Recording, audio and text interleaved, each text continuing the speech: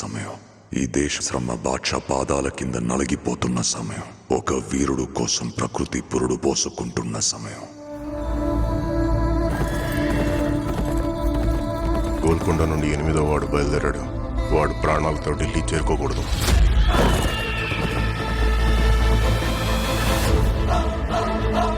ఇది నేను రాసే చరిత్ర. సింహాసనమా, మరణ శాసనమా? ఈ భూమి మీద ఉన్నది ఒక్కటే కోహినూర్. దాన్ని కొట్టి తీసుకురావడానికి తిరుగులేని రామబాణం కావాలి.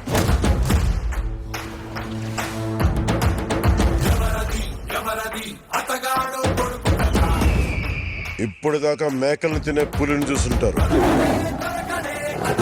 ఇప్పుడు పులుల్ని వేటాడే బెబ్బుల్ని చూస్తారు.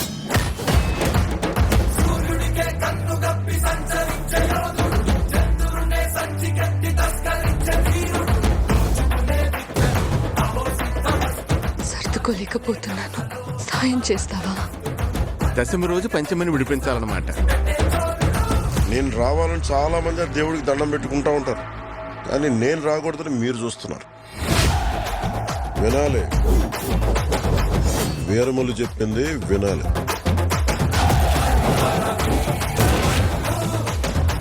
నువ్వు మా వెర్రివిస్తున్న మావయ్యవు కదూ.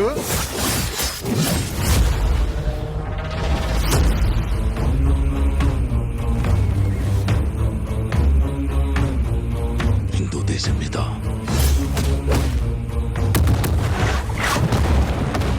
పవిత్రమైన మన జెండా గర్వంగా ఎగరాలి. ప్రకృతికి ఇంకో ధర్మం ఉంది ఔరంగజేబ్.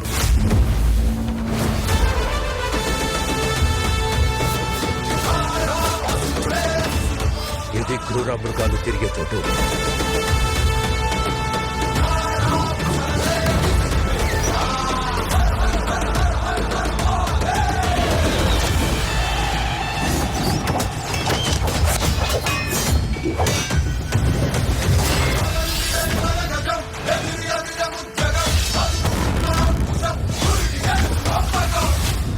అంది వచ్చేసింది.